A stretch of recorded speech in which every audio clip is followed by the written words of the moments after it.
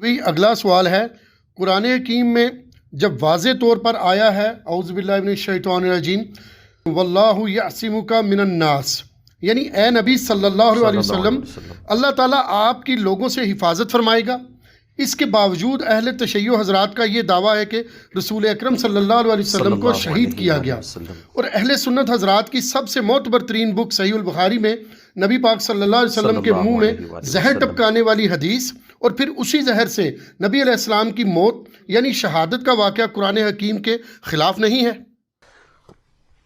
دیکھیں جی، یہ اہل سنت کے اوپر بالکل جھوٹا الزام ہے۔ اہل تشیع نے ضرور اہل سنت کی کتاب کے ریفرنسز کو آؤٹ آف کانٹیکسٹ پیش کیا ہے، اور ان کا ایک خاص مقدمہ ہے اس حوالے سے جس سے ہم شدید اختلاف رکھتے ہیں، اور آج کل کچھ کلپس بھی مارکیٹ میں آئے ہیں، اس لیے میں نے اس کوسچن کو بھی انٹرٹین کر لیا۔ دیکھیں، یہ جو سورۃ المائدہ کی آیت نمبر 67 ہے نا، واللہ یعصمک من الناس، اور اللہ تعالیٰ آپ کی حفاظت فرمائے گا لوگوں کے شر کے اگینسٹ، اس کی پریکٹیکل ایگزیکیوشن اللہ کے محبوب صلی اللہ علیہ وآلہ وسلم کی مبارک زندگی میں ہم نے کئی جگہ پر دیکھی ہے۔ سب سے مشہور تو وہ واقعہ جو مسند امام احمد میں موجود ہے، اس کی سند کے اوپر اختلاف ہے لیکن عملی تواتر حاصل ہے، سیرت کی کتابوں میں موجود ہے کہ اللہ کے محبوب صلی اللہ علیہ وآلہ وسلم کے قتل کا فتویٰ جب جاری کر دیا مشرکین عرب نے، تو آپ صلی اللہ علیہ وآلہ وسلم نے اپنے مبارک بستر کے اوپر مولا علی رضی اللہ تعالیٰ عنہ علیہ السلام کو لٹایا اور سیدنا ابوبکر الصدیق رضی اللہ تعالیٰ عنہ کو لے کر نکلے، اور مولا علی کی ڈیوٹی لگائی کہ وہ امانتیں واپس کر کے تشریف لائیں گے مدینہ شریف۔ تو حالانکہ اس گھر کے باہر وہ سارے قبائل کے لوگ تلواریں لے کر کھڑے تھے، لیکن اللہ تعالیٰ نے انہی میں سے نبی علیہ السلام کو گزارا، اور ایسی ان کی آنکھوں کے اوپر پردہ پڑا کہ وہ نبی صلی اللہ علیہ وآلہ وسلم کو نقصان نہیں پہنچا سکے۔ واللہ یعصمک من الناس، اللہ تعالیٰ نے حفاظت کی ہے۔ اس کے بعد جب نبی صلی اللہ علیہ وآلہ وسلم ہجرت کے لیے جا رہے تھے تو راستے میں پہلے غار ثور کے اندر 3 دن کے لیے آپ رکے۔ میں نے اس غار کی زیارت بھی کی ہوئی ہے۔ اس پہاڑ پہ چڑھنا آج کے دور میں بھی، جبکہ کافی راستے بھی بنا دیے ہیں، سیڑھیاں بھی ہیں، 1.5 سے پونے 2 گھنٹے کی ایکٹیویٹی ہے ابھی بھی ایک جوان بندے کے لیے بھی۔ غار حرا تو آسانی سے آپ پہنچ جاتے ہیں، غار ثور تو اکثر لوگ جاتے ہی نہیں ہیں، وہ اتنا مشکل ہے۔ ایک دفعہ میں نے الحمدللہ وہاں پر سعادت حاصل کی ہے، تو اس واقعے کا ذکر تو ایون قرآن حکیم میں موجود ہے۔ سورہ التوبہ کی آیت نمبر 40 کے اندر اللہ تعالیٰ نے باقاعدہ اس واقعے کو کوٹ کیا ہے، جو اللہ تعالیٰ نے اسپیشل پروٹیکشن فرمائی تھی اپنے محبوب صلی اللہ علیہ وآلہ وسلم کی۔ اِلَّا تَنْصُرُوهُ، اگر تم نبی صلی اللہ علیہ وآلہ وسلم کی مدد نہیں کرو گے نا اے ان کے ساتھیوں، فَقَدْ نَصَرَهُ اللَّهُ إِذْ أَخْرَجَهُ الَّذِينَ كَفَرُوا، تو بے شک اللہ تعالیٰ تو ان کی مدد فرما چکا ہے جب کافروں نے ان کو وہاں سے نکلنے پر مجبور کیا اور نکال دیا مکے کی سرزمین سے۔ ثَانِيَ اثْنَيْنِ إِذْ هُمَا فِي الْغَارِ، جبکہ وہ 2 یعنی اللہ کے محبوب صلی اللہ علیہ وآلہ وسلم اور سیدنا ابوبکر صدیق 2 تھے، اور ان دونوں میں سے دوسرا یعنی نبی علیہ السلام نے غار میں کہا اذ یقول لصاحبہ، اپنے ساتھی ابو بکر سے، اور یہ اس آیت کی تفسیر میں اہل تشیع اور اہل سنت کامن ہے کہ یہاں صاحبی سے مراد سیدنا ابو بکر ہے، صرف ہماری تفسیر میں نہیں، ان کے ہاں بھی۔ لا تحزن ان اللہ معنا، مت گھبراؤ، غم نہ کھاؤ، بے شک اللہ ہمارے ساتھ ہے۔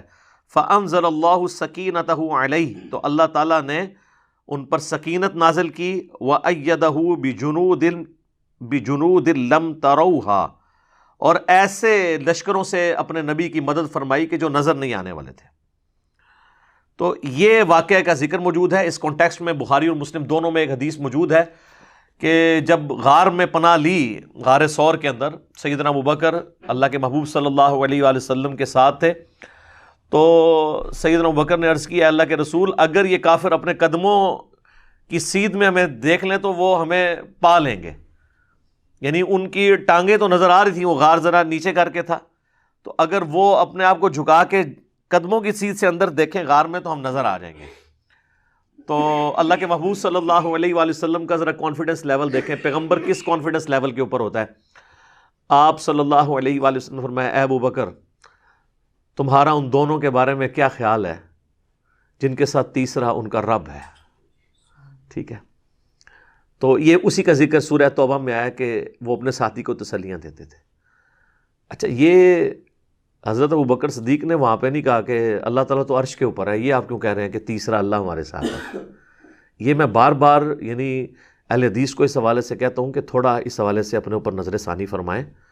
آپ استوا علی العرش کی ڈیٹیلز بھی اللہ پر چھوڑ دیں اور اللہ کی جو انسانوں کے ساتھ معیت ہے اس کی ڈیٹیلز بھی اللہ کے سپرد کر دیں. اس کی تعویل نہ کریں, نہ آپ جہمیہ بنیں نہ مجسمہ بنیں. یہ معاملہ اللہ کے سپرد کریں. اللہ اپنے عرش پر مستوی ہے جیسا اس کی شان کے لائق ہے. وہ اپنے عرش پہ مستوی ہوتے ہوئے ہمارے ساتھ ہے. نحن اقرب الیہ من حبل الورید, وہ ہماری رگ جان سے بھی زیادہ قریب ہے جیسا کہ اس کی شان کے لائق ہے. سورۃ المجادلہ میں آیا نا کہ تم تین نہیں ہوتے کہ چوتھا تمہارا رب تمہارے ساتھ ہوتا ہے. ٹھیک ہے جی. تم پانچ نہیں ہوتے کہ چھٹا تمہارا رب تمہارے ساتھ ہوتا ہے. نہ اس سے کم نہ اس سے زیادہ, تم جہاں کہیں بھی ہو وہ تمہارے ساتھ ہوتا ہے. اور کس طریقے سے آپ کو سمجھایا جائے. بخاری اور مسلم دونوں میں حدیث ہے, اللہ کے محبوب صلی اللہ علیہ وآلہ وسلم اصحاب کے ساتھ جا رہے تھے تو اصحاب بلند آواز سے کوئی پڑھ رہا تھا اللہ اکبر, کوئی کہہ رہا تھا سبحان اللہ, کوئی پڑھ رہا تھا لا الہ الا اللہ اونچی آواز میں. تو آپ نے فرمایا کہ تم کسی بہرے اور غائب کو نہیں سنا رہے.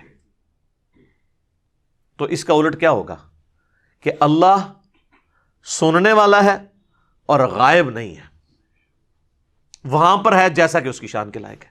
اور پھر آپ نے مزید وہم نکالا کہ تمہارا رب تمہاری سواری کی گردن سے بھی زیادہ تمہارے قریب ہے. جب انسان اونٹ پہ بیٹھا ہو تو اس کی کوہان اور گردن قریب ہوتی ہے نا, اس سے زیادہ تمہارے قریب ہے جیسا کہ اس کی شان کے لائق ہے. اور پھر آپ نے کہا کہ مجھے اللہ تعالیٰ نے جنت کے خزانوں میں سے ایک خزانہ دیا ہے, وہ میں تمہیں تعلیم کر دیتا ہوں. لا حول ولا قوت الا باللہ, نہیں ہے طاقت گناہوں سے بچنے کی اور نہ ہے توفیق یا ہمت نیکی کے کام کرنے کی مگر اس کی توفیق سے, اس کی دی ہوئی طاقت سے. خیر یہ میں نے ضمناً بات کی. تو غار ثور میں نبی صلی اللہ علیہ وآلہ وسلم کی مدد ہوئی. پھر بخاری اور مسلم دونوں میں حدیث موجود ہے کہ جب نبی صلی اللہ علیہ وآلہ وسلم ہجرت کے لیے مدینہ شریف جا رہے تھے تو سراقہ ابن مالک آپ کے پیچھے آیا مخبری کرنے کے لیے. کافروں کی طرف سے 100 اونٹ انعام رکھے گئے تھے, بہت بڑی رقم تھی. آج کے 100 اونٹ بھی آپ سمجھ لیں 2-2.5 کروڑ پہ بنتا ہے کم از کم. تو نبی صلی اللہ علیہ وآلہ وسلم کی اللہ نے حفاظت فرمائی تو اس کا گھوڑا جو ہے زمین میں دھنس گیا پیٹ تک. تو اس کو سمجھ آ گئی, اس نے کہا آپ کی وجہ سے میرا گھوڑا دھنسا ہے, آپ اللہ کے حضور دعا کریں کہ اللہ تعالیٰ جو ہے وہ مجھے نجات دے. تو نبی علیہ السلام نے دعا کی تو وہ گھوڑا باہر نکل آیا. تو اس نے کہا کہ بس میں اب نا آپ کے بارے میں نہیں بتاؤں گا, راستے میں کوئی ملے گا نا تو میں اس کو کہوں گا, وہ کیونکہ بڑا مشہور کھوجی بھی تھا, کہ میں اس طرف دیکھا ہوں, اس طرف نبی صلی اللہ علیہ وآلہ وسلم اور ان کے ساتھی نہیں ہیں. تو وہ چلا گیا. باقی روایتوں میں ملتا ہے کہ نبی علیہ السلام نے اس کو خوشخبری بھی دی تھی کہ میں تیرے ہاتھوں میں کسرا کے کنگن دے رہا ہوں, تو دیکھ رہا ہوں. تو بڑا حیران ہوا کہ پرشین امپائر کا جو سردار ہے وہ پھر حضرت عمر کے دور میں حضرت عمر نے تھوڑی دیر کے لیے اسے کنگن پہنا کے وہ نبی علیہ السلام کی بشارت پوری بھی کی. اور اس نے کہا یہ تو میرے, ان کا نا تیرے نہیں, صرف حضور نے دیکھے تھے. یہ مسلمانوں کا مال ہے, مال غنیمت میں جمع ہوگا, یہ ایکولی ڈسٹریبیوٹ ہوگا ایز پر جو اللہ کا قانون ہے. تو وہاں پر بھی اللہ کے محبوب صلی اللہ علیہ وآلہ وسلم کی اللہ تعالیٰ نے غیر معمولی مدد کی. اور ایک اور حدیث ہے صحیح بخاری اور صحیح مسلم دونوں میں, نبی علیہ السلام ایک جہاد کے سفر میں تھے تو آپ کے اصحاب بھی آپ کے ساتھ تھے. ایک جگہ آپ کیلولہ کے لیے رکے دوپہر کے وقت درخت کے نیچے آرام کرنے کے لیے, تو آپ نے اپنی مبارک تلوار جو ہے وہ لٹکا دی درخت کے اوپر. تو ایک پینڈو کوئی عربی شخص آیا, اس نے وہ تلوار اتاری اور نبی علیہ السلام کے اوپر سونت لی اور کہا کہ اے محمد اب تجھے میرے ہاتھوں سے کون بچائے گا. سر یہ موت کو اتنا قریب دیکھ کے تو نبی علیہ السلام فرمایا اللہ بچائے گا. ٹھیک ہے نا. تو بخاری مسلم میں اشارتاً موجود ہے کہ اس کے ہاتھ سے تلوار چھوٹ گئی, لیکن دلائل النبوہ امام بیہقی کی کتاب میں اور کتابوں میں مشکات میں بھی حدیث موجود ہے کہ وہ جب نبی علیہ السلام نے اللہ کہا نا تو وہ اس پہ ایسا روب طاری ہوا کہ اس کے ہاتھ کمکمانے شروع ہو گئے, تلوار نیچے گر گئی. نبی علیہ السلام نے تلوار اٹھا لی. آپ فرمایا اب تجھے کون میرے ہاتھوں سے بچائے گا. تو وہ پھر منت سماجت پہ اتر آیا، اس نے کہا کہ آپ تو عفو درگزر کرنے والے ہیں.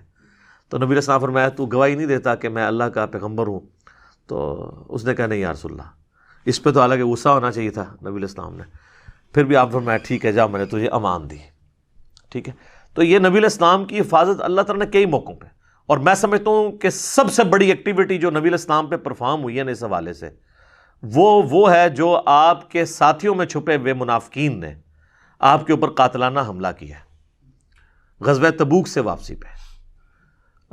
اصحاب عقبہ دیکھیں، وہ گھاٹی والے لوگ جو صحیح مسلم میں اوپر تلے 2-3 احادیث ہیں، وہ ناسمیوں کے کانٹے میں پھنس جاتی ہیں، گلے کے اندر کانٹا بن کے جب ہم پیش کرتے ہیں کہ نبی علیہ السلام فرمایا میرے اصحاب میں 12 منافق ہیں، ان میں سے 8 کو ان کی کمر پہ دبیلا پھوڑا نکلے گا جس کی جو ہے وہ ہیٹ اپنے سینے پہ محسوس کریں گے، وہ جنت میں کبھی بھی نہیں داخل ہو سکتے یہاں تک کہ سوئی کے ناکے سے اونٹ نہ گزر جائے. اور یہ مثال قرآن میں بھی اللہ تعالیٰ نے کافروں اور منافقین کے بارے میں کہی کہ جس طرح یہ محال ہے نا فزیکل ورلڈ میں کہ سوئی کے ناکے میں سے اونٹ نہیں گزر سکتا، یہ عرب کا محاورہ تھا، اس طرح کافر اور منافق جنت میں نہیں جا سکتے. اس کا یہ مطلب نہیں کہ بھئی اللہ نہیں گزار سکتا، مراد یہ کہ تمہارے فزیکل ورلڈ میں جس طرح یہ امپاسبل ہے نا، یہ چیز امپاسبل ہے کہ منافق اور کافر جنت میں چلا جائے. تو وہ 12 منافقین جو ہیں ان کے نام صحیح بخاری میں آتا ہے، حذیفہ ابن یمان کو نبی صلی اللہ علیہ وآلہ وسلم نے بتائے تھے. حذیفہ ابن یمان کو اس لیے بتائے کہ مسند امام احمد کے اندر حدیث موجود ہے کہ حضرت عمار ابن یاسر اور حذیفہ ابن یمان نے نبی علیہ السلام کی جان بچائی تھی اپنی جان پر کھیل کر منافقین کے اگینسٹ. اور اس کا ذکر سورہ التوبہ کی آیت نمبر 74 کے اندر موجود ہے. باقاعدہ یہ نبی علیہ السلام پہ جو قاتلانہ حملہ ہوا تھا نا، اس کا ذکر اللہ تعالیٰ نے قرآن میں فرمایا ہے. یہ کوئی چھوٹی ایکٹیویٹی نہیں ہے، نبی علیہ السلام کی زندگی کی چند بڑی ایکٹیویٹیز جو آپ پہ پرفارم ہوئی.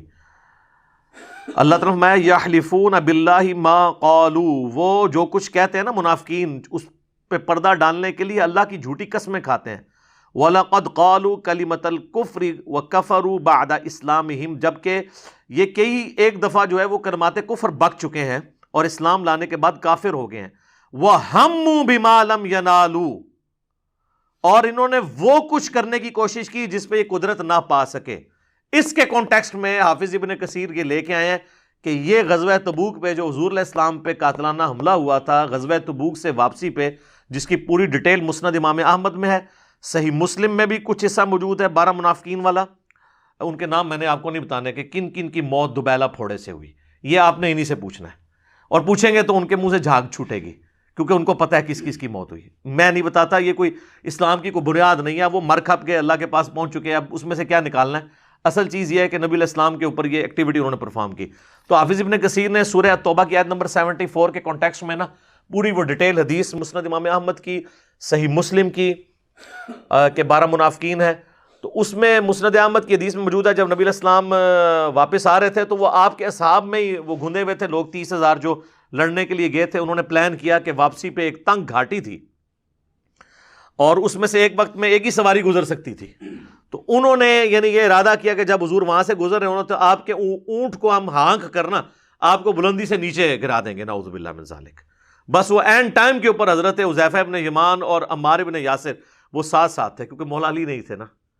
وہ تو بخاری مسلم میں حدیث ہے نا، تبوک کے موقع پر مولا علی کو بچوں اور عورتوں پہ حضور نے چھوڑا تو وہ رونا شروع ہو گیا کہ کبھی کسی جنگ میں حضور سے الگ نہیں رہا. تو حضور نے اتنی بڑی فضیلت فرمائی کہ کیا تو اس پہ راضی نہیں ہے کہ تیری میرے ساتھ وہی نسبت ہے جو ہارون کی موسیٰ کے ساتھ، مگر میرے بعد کوئی نبی نہیں. تو وہ حضور کی پروٹیکشن کے لیے ہر وقت مولا علی تو سائے کی طرح ساتھ رہتے تھے.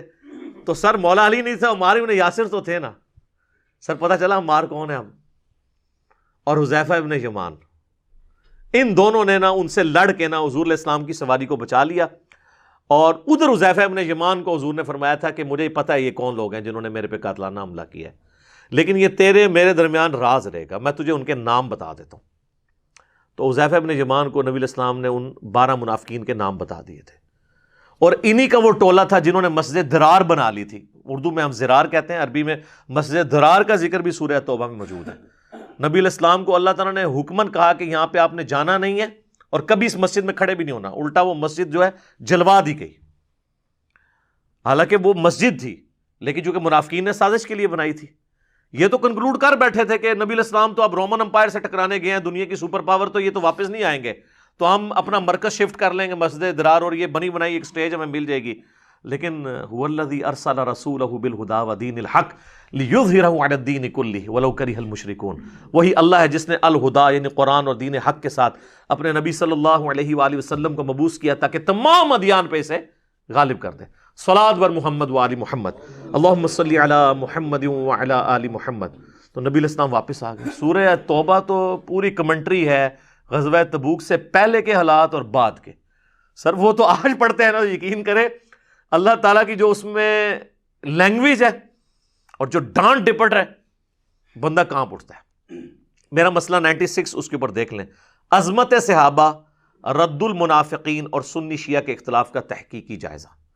تو نبی علیہ السلام کے اصحاب میں یہ لوگ موجود تھے جنہوں نے حضور کی وفات کے بعد پھر اس قسم کے گل کھلائے کہ بخاری مسلم میں حدیث ہے کہ میرے حوض کوثر پہ میرے اصحاب میں سے لوگ لائے جائیں گے، میں ان کو پہچانتا ہوں گا، تو میرے ان کے درمیان ایک آڑ قائم کر دی جائے گی، حوض کوثر نہیں پلانے دیا جائے گا، اور مجھے بتایا جائے گا کہ آپ کے بعد یہ دین سے الٹے قدم پھر گئے تھے. تو میں کہوں گا سحقاً سحقاً لمن غیر بعدی، ان پر پھٹکار ہو، کو مجھ سے دور کر دو جنہوں نے میرے بعد میرے دین کو بدل دیا.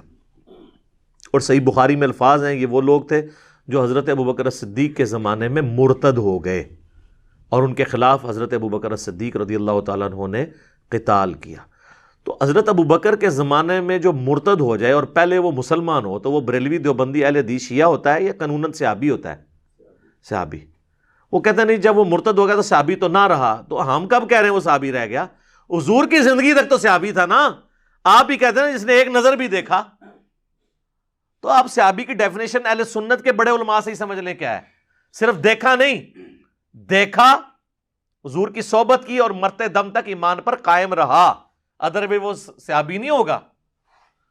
سنن دارمی میں حدیث موجود ہے، نبی علیہ السلام اذا جاء نصر اللہ والفتح تلاوت کی جا رہی تھی، تو آپ نے فرمایا کہ جس طرح گروہ در گروہ دین میں داخل ہو رہے ہیں نا لوگ، میرے مرنے کے بعد گروہ در گروہ لوگ دین سے نکل بھی جائیں گے. حضور کو پہلے ہی پتا تھا کہ یہ بعد میں کام ڈالنا ہے. لیکن یہ روافظ کا یہ کہنا کہ معاذ اللہ اس میں یہ سیدنا ابوبکر، عمر، عثمان یہ لوگ شامل ہیں، نعوذ باللہ، ایسا نہیں ہے. یہ لوگ تو پوری زندگی پیشن کے ساتھ نبی علیہ السلام کے ساتھ اٹیچ رہے، اور بعد میں بھی ان کے سرٹیفکیٹ ان کو کسی رافضی عالم سے لینے کی ضرورت نہیں ہے. مولا علی کا سرٹیفکیٹ ان کے ساتھ ہے.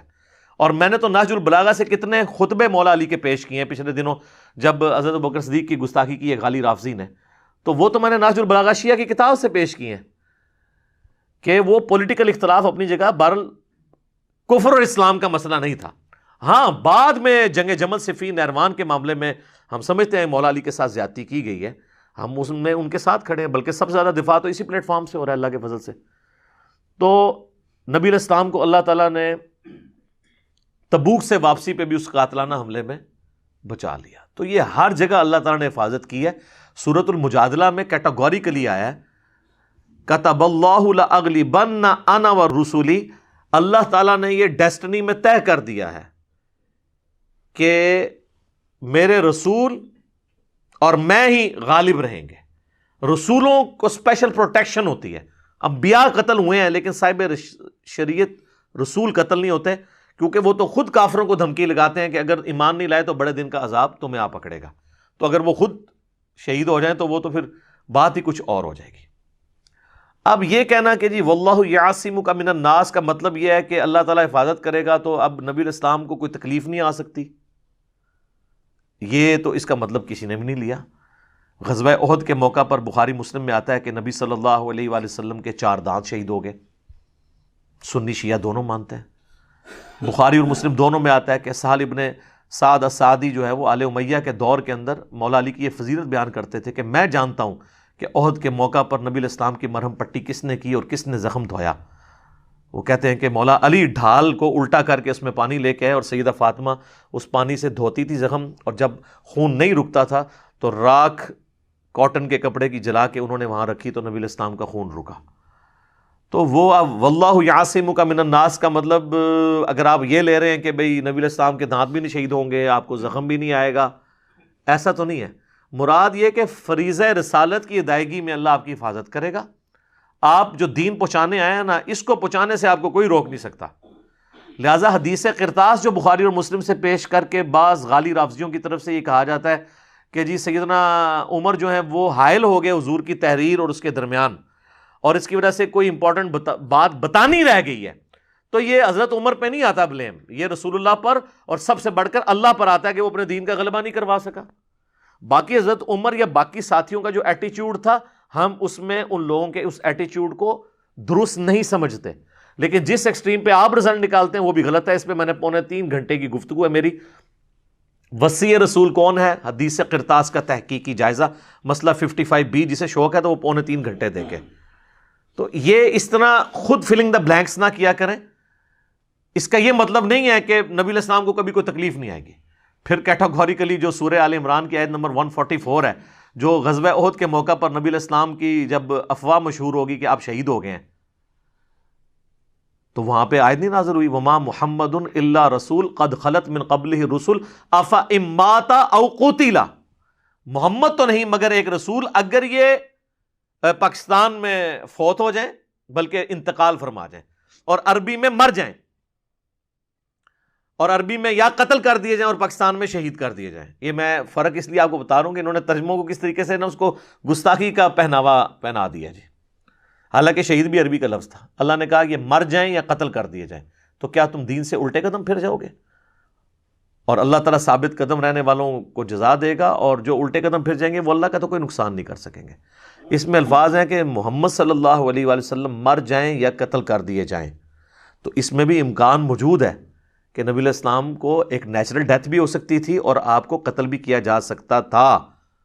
لیکن چونکہ دوسری آیات اس پر گواہ ہیں، کتب اللہ لأغلبن انا ورسلی واللہ یعصمک من الناس، اس کے تحت نبی علیہ السلام کی نیچرل ڈیتھ ہوئی ہے، آپ قتل ہوئے نہیں ہیں. یہ اسی طریقے سے ہے قل ان کان للرحمن ولد فانا اول العابدین، اے نبی علیہ السلام تم فرماؤ اگر اللہ کا کوئی بیٹا ہوتا سب سے پہلے میں اسے پوچھ رہا ہوتا. تو یہ لم یلد ولم یولد کے خلاف نہیں ہے، اسے کہتے ہیں تعلیق بالمحال. اس سے بڑی مثال سورہ الزمر میں آیا کہ اگر اللہ تعالیٰ نے اپنا بیٹا کسی کو بنانا ہوتا نا تو مخلوق میں سے کسی کو چن لیتا. اب یہ تو لم یلد ولم یولد کے سیدھا سیدھا خلاف ہے. تو اللہ تعالیٰ فرما رہا ہے کہ اگر میرا کوئی بیٹا بھی ہوتا نا وہ گاڈ نہیں ہو سکتا تھا، کیونکہ گاڈ کا بیٹا پھر گاڈ ہی ہوگا نا. انسان کا بیٹا انسان، فرشتے کا بیٹا فرشتہ، تو اللہ کا بیٹا تو. لیکن اللہ نے اس کو بھی کل کیا کہ اگر میں نے کوئی بیٹا چوز بھی کرنا ہوتا نا، جس طرح جوز اور کرسچنز کہتے ہیں، تو میں اپنی مخلوق میں سے چنتا. یعنی مراد یہ ہے کہ وہ ہوتا پھر بھی میرا بندہ ہی، گاڈ نہیں کوئی اور ہو سکتا. تو اس کا مطلب یہ ہے کہ اللہ تعالیٰ اپنی مخلوق میں سے چاہتا تو اپنا بیٹا کسی کو چن سکتا تھا. تو یہی بات تو میں نے بھی کی تھی کہ آپ کو اللہ تعالیٰ جنت میں منی گاڈ بنا دے گا. وہ کہتے ہیں دیکھو جنہوں نے گاڈ کا اعلان کر دیا، یہ تو اللہ نے بھی کیا ہوا ہے، لیکن وہ مخلوق گاڈ، اللہ کا مخلوق، وہ گاڈ الہ کے معنوں میں نہیں. مراد یہ کہ اس کو صفات مل جائیں گی جنت میں. آپ بھی کن فیکون کے ذریعے اپنی جنت تخلیق کریں گے، جو آپ خواہش کریں گے. یہ تو اللہ کی کوالٹی ہے نا، کن فیکون. جنت میں ہر انسان کو ہی ملے گی، خالق مخلوق کا فرق رہے گا. تو یہ میں نے ساتھ ساتھ وہ جو چھوٹی موٹی کوئی چوہے چھوڑتے ہیں وہ ساتھ کلیئر کر دیتا ہوں. تو اللہ تعالیٰ فرما رہا ہے کہ اگر ہم نے اپنا بیٹا کسی کو چننا ہوتا تو مخلوق میں سے کسی کو چن لیتے کہ ہاں یہ میرا بیٹا ہے. لیکن ہونی وہ مخلوق ہی تھی. وہ فارمولہ نہیں لگنا تھا کہ اللہ کا بیٹا اب اللہ ہی ہوگا. نہیں، جو پیدا ہو گیا وہ تو پھر خالق نہیں ہو سکتا نا. خالق ایک ہی ہے، دوسرا ہو ہی نہیں سکتا.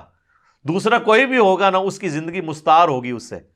تو جب وہ مستعار ہوگی، جو خود ادھار کی زندگی پہ ہو، چاہے وہ پیغمبر ہو، فرشتہ ہو، جن ہو، کوئی بھی ہو، جو ادھار کی زندگی پہ ہو، وہ گاڈ تو نہیں ہو سکتا، وہ الہ تو نہیں ہو سکتا. تو یہ اللہ تبارک و تعالیٰ نے نبی علیہ السلام کے بارے میں فرمایا. لیکن یہ حفاظت کی، یہ سمجھانے کے لیے تھا کہ اگر مر جائیں یا قتل کر دیے جائیں، آپ قتل نہیں ہوئے لیکن آپ کی خواہش ضرور تھی. صحیح بخاری اور صحیح مسلم دونوں میں حدیث ہے، نبی علیہ السلام نے فرمایا اللہ کی قسم میری خواہش ہے کہ میں اللہ کی راہ میں قتل کیا جاؤں، پھر زندہ کیا جاؤں، پھر قتل کیا جاؤں، پھر زندہ کیا جاؤں، پھر قتل کیا جاؤں، پھر زندہ کیا جاؤں، پھر قتل کیا جاؤں.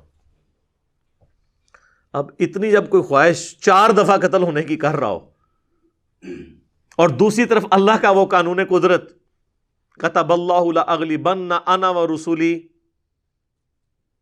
واللہ یعصمک من الناس، اب اس کے درمیان اللہ نے ایک آپٹیمل سولوشن نکال دیا کہ نبی علیہ السلام کو آنرری طور پر نیچرل ڈیتھ کے ساتھ اس چیز کو جوڑ دیا۔ وہ صحیح بخاری میں موجود ہے کہ ہم عائشہ کہتی ہیں کہ نبی علیہ السلام اپنی بیماری کے دنوں میں جس میں آپ کی وفات ہوئی مجھ سے کہا کرتے تھے کہ اے عائشہ، وہ خیبر کے موقع پر جو مجھے زہر دیا گیا تھا وہ مسلسل 4 سال تک مجھے تکلیف دیتا رہا، حتیٰ کہ اب وہ میری رگیں کاٹ رہا ہے۔ ویسے مجھے آپ ایمانداری سے بتائیں، زہر جب تازہ تازہ دیا جاتا ہے اس وقت اثر کرتا ہے نا، بعد میں تو اس کا اثر وقت کے ساتھ خود ہی ختم ہو جاتا ہے۔ ایون جو چھوٹا موٹا سانپ کا بھی آپ ڈستے ہیں نا تو آہستہ آہستہ آپ کا وہ جو امیونٹی سسٹم ہے اس کو ریکور کر لیتا ہے۔ یہ 4 سال بعد کیوں رگ کاٹ رہا ہے؟ پہلے تو نہیں کاٹ رہا، پہلے حضور نے کہا مجھے ہلکی ہلکی ہوتی تھی، 4 سال بعد زیادہ ہو گئی۔ یہ حضور کی خواہش پوری کی کہ اس زہر کے اثر کو اللہ نے بڑھا کر آپ کی نیچرل ڈیتھ کو شہادت کی ڈیتھ میں کنورٹ کر دیا، کسی بندے نے نہیں مارا۔ اور یہ پورا واقعہ صحیح بخاری میں موجود ہے کہ غزوہ خیبر کے موقع پر ایک یہودیہ نے حضور کی دعوت کی اور اس نے کھانے میں زہر ملا دیا۔ نبی علیہ السلام نے جب زبان پہ لقمہ رکھا نا تو اس لقمے نے بول کے کہا کہ میرے اندر زہر ہے، لیکن آپ زبان پہ رکھ چکے تھے اور سب سے سینسٹیو ایریا زبان ہے، اس لیے آپ دیکھتے ہیں نا جب وہ ہارٹ اٹیک ہوتا ہے نا سب سے پہلے زبان کے نیچے گولی رکھتے ہیں، یہ سب ریسیپٹر سب سے اسٹرانگ ہوتے ہیں، وہ چھوٹی سی گولی رکھ دیتے ہیں نا، معدے سے بھی پہلے یہ اثر دکھاتی ہے۔ تو وہ اثر نبی علیہ السلام پہ ہوا، اور ابو داؤد میں تو پوری ڈیٹیل ہے، کئی صحابہ شہید بھی ہو گئے وہ کھانے کی وجہ سے۔ اب میں ایک سوال کرتا ہوں، مجھے بتائیں اگر اللہ کے نبی کو پہلے پتا ہوتا اس میں زہر تھا تو آپ اپنے صحابہ کو اس طرح قتل ہونے دیتے سامنے؟ کبھی بھی نہیں۔ جنگ میں مر جانا اور چیز ہے، کھانا زہر والا اور چیز ہے۔ نبی علیہ السلام پہ واجب ہوتا کہ بتاتے، آپ کو بھی نہیں پتا چلا، آپ نے جب زبان پہ رکھا اللہ کا معجزہ ظاہر ہوا کہ وہ بوٹی بولی کہ میرے اندر زہر ہے آپ مجھے نہ کھائیں، آپ نے تھوک دیا، لیکن کچھ اصحاب کھا چکے تھے، ابو داؤد میں آتا ہے وہ شہید ہو گئے۔ حضور نے اس یہودیہ کو اس کے بدلے میں پھر قصاصاً قتل کروایا۔ پہلے بلا کے پوچھا یہ تو نے زہر ملایا؟ اس نے کہا، ان کا اس لیے کہ میں نے چیک کیا کہ آپ اللہ کے پیغمبر ہیں یا نہیں، مجھے یہ پتا تھا اگر آپ کو پتا چل گیا تو آپ اللہ کے پیغمبر ہیں کہ اللہ آپ کو وحی کے ذریعے بتا دے گا، اور اگر آپ نے کھا لیا تو آپ اللہ کے پیغمبر نہ ہوئے تو ہماری جان آپ سے چھوٹ جائے گی، کیونکہ ظاہر ہے حضور نے تو آ کے ایک پوری امپائر قائم کر لی تھی، ان کی پوری بنی بنائی سلطنت الٹی گئی تھی۔ یہودی تو ایک بڑی ایک اس طرح کی ٹھاٹ باٹ کی زندگی گزار رہے تھے، ان کو تو اپنا کمپٹیٹر نظر آ رہے تھے نا نبی علیہ السلام، تو خیر حضور نے ان کو قتل کروایا۔ تو ان احادیث میں یہ زہر کا ذکر ہے۔ اب 4 سال بعد جنہوں نے شہید ہونا تھا وہ اسی وقت ہی ہو گئے، نبی علیہ السلام کو 4 سال بعد کہاں سے اثر آیا؟ وہ اللہ نے آنری طور پر، اعزازی طور پر اس کا اثر لوٹایا اور نبی علیہ السلام اس کی وجہ سے شہید ہوئے۔ اب اہل تشیع میں بعض غالی رافضیوں کا موقف یہ ہے کہ یہ حضور کو زہر دیا گیا تھا، وہ کہتے ہیں رگے کاٹ رہا ہے۔ اچھا یہاں پہ میں آپ کو بتاؤں جو ایتھیسٹ ہے نا اور نان مسلم اور کرسچنز، انہوں نے اس کا اور مطلب لیا ہے، وہ کہتے ہیں جی سورۃ الحاقہ کی آیت نمبر 44 آن ورڈ ہے کہ اگر یہ نبی ہم پر کوئی ایسی بات کہہ دیتے جو ہم نے ان کو وحی نہیں کی تو ہم ان کو قوت سے پکڑ کے ان کی شارک کاٹ دیتے۔ تو کہتے ہیں یہ تو حضرت عائشہ خود کہہ رہی ہیں کہ حضور کی شارک کاٹ رہی تھی، مراد یہ ہے کہ یہ قرآن خود محمد نے گھڑا ہے، نعوذ باللہ۔ تو اتنے بیوقوف ہیں، ان سے یہ پوچھیں کہ یہ بات کس نے بتائی ہے کہ اگر یہ اللہ کی طرف جھوٹ منسوب کر دیں تو اس بات کو تو تم نے وہی مان لیا، تو اس وقت تک تم اللہ کے پیغمبر تھے نا؟ اے پھکی والا جواب ہے، انہی کی بات کوئی مان کے انہی پہ الزام لگا رہے ہو۔ تو وہ کہتے ہیں جی حضور کی رگ کٹ رہی تھی، مراد یہ ہے کہ حضور علیہ السلام نعوذ باللہ جھوٹا قرآن اللہ کی طرف منسوب کیا۔ وہ واقعی ڈیفرنٹ ہے، وہ 2 واقعات کو جوڑ دیتے ہیں، وہ تو ایک زہر والا واقعہ تھا، ٹھیک ہے جی، تو رگ دل اس طرح نہیں کاٹی گئی تھی، وہ تو اور معاملہ تھا۔ اور شیعہ نے اس کو نہ جوڑ دیا وہ حدیث لدود کے ساتھ۔ یہ حدیثوں کے نام ہوتے ہیں، جیسے حدیث افک جو اما عائشہ پہ تہمت لگی اور اللہ تعالیٰ نے برات میں سورۃ النور نازل فرمائی، حدیث قرطاس وہ کاغذ قلم والی حدیث، ٹھیک ہے نا، حدیث غدیر خم اسے حدیث ثقلین کہتے ہیں، 2 بھاری چیزوں والی، قرآن اور اہل بیت، یہ حدیثوں کے نام ہیں۔ ایک حدیث لدود ہے، لدود کہتے ہیں وہ دوائی جو ٹپکائی جاتی ہے، وہ صحیح بخاری اور مسلم دونوں کے اندر حدیث موجود ہے. اس کو یہ ریلیٹ کرتے ہیں کہ یہ جو حضور کی رگیں کٹ رہی تھی نا، تو وہ غالی رافضی کہتے ہیں یہ حضور کے منہ میں زہر صحابہ نے نعوذ باللہ ٹپکایا تھا. اور وہ کہتے ہیں جی بخاری مسلم میں حدیث موجود ہے کہ نبی علیہ السلام کے جب آخری دن چل رہے تھے تو نبی علیہ السلام کے منہ میں انہوں نے دوائی ٹپکائی، اور حضور علیہ السلام یہ کہہ رہے تھے کہ میرے منہ میں دوائی مت ڈالو. اما عائشہ خود راوی ہیں، وہ کہتی ہیں کہ ہم نے حضور کی صحتیابی کے لیے آپ کے منہ میں دوائی ٹپکائی. آپ علیہ السلام ہمیں مسلسل منع کر رہے تھے کہ مت ٹپکاؤ. ہم نے اس چیز کو یہ گمان کیا کہ مریض کو تو دوائی بری لگتی ہے، تو اس وجہ سے وہ دوائی سے کراہت اختیار کرتا ہے، تو ہم زبردستی دوائی ٹپکاتے رہے. حالانکہ نبی علیہ السلام کا سٹیٹس تو یہ نہیں تھا نا.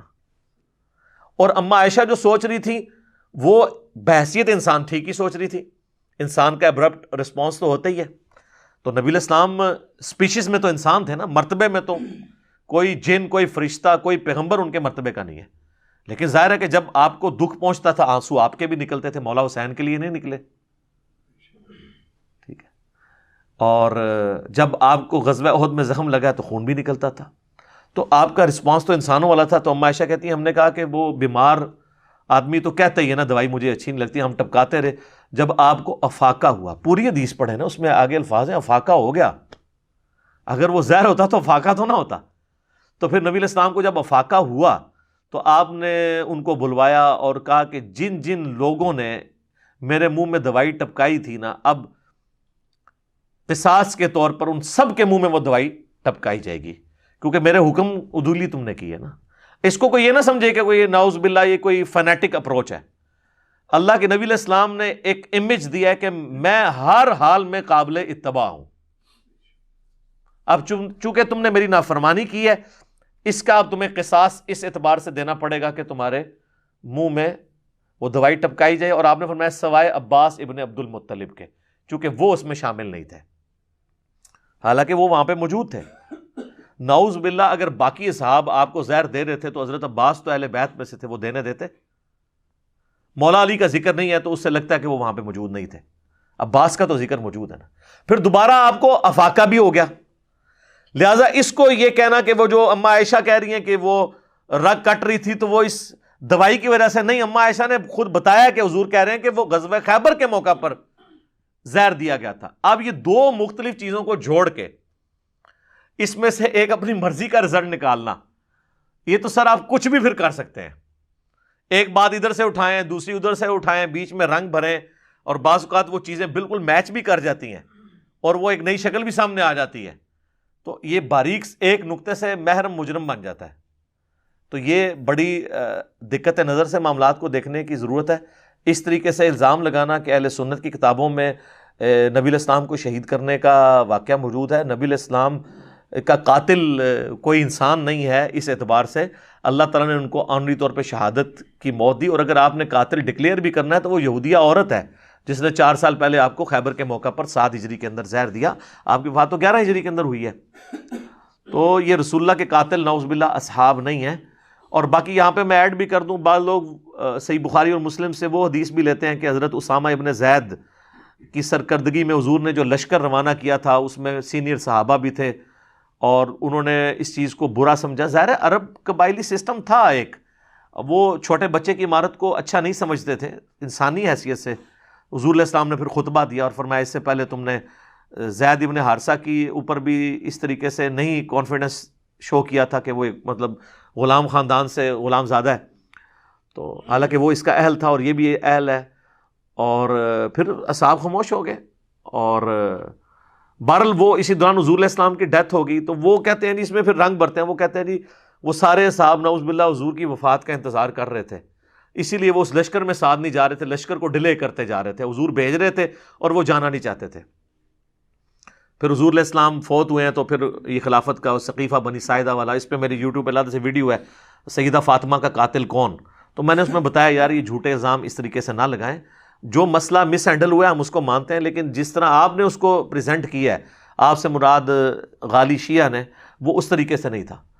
تو وہ کہتے ہیں جی وہ اصحاب کو چاہیے تھا کہ بھئی وہ چلے جاتے، اگر اصحاب چلے گئے ہوتے تو پھر حضرت علی پیچھے سے خلیفہ بن جاتے، کیونکہ حضرت ابوبکر عمر بھی اس لشکر اسامہ میں شامل تھے، وہ ادھر گئے ہوتے تو پیچھے لوگوں نے ان کو چن لینا تھا. بھئی یہ اللہ کی مرضی، کس کو چنوانا ہے کس کو نہیں.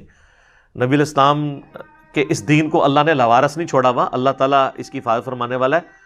اور میں آپ سے سوال کرتا ہوں یار، چھوڑیں آپ لوگ اس کو اس اینگل سے کیوں دیکھتے ہیں کہ انہوں نے نبی الاسلام کی حکم عدولی کی ہے؟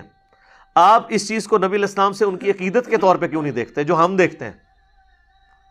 سر آپ کی ماں باپ بالکل قریب المرگ ہوں، آپ تو اپنے آفس سے چھٹی بھی نہ مل رہی ہو تو آپ اپنی جاب بھی چھوڑ دیں گے.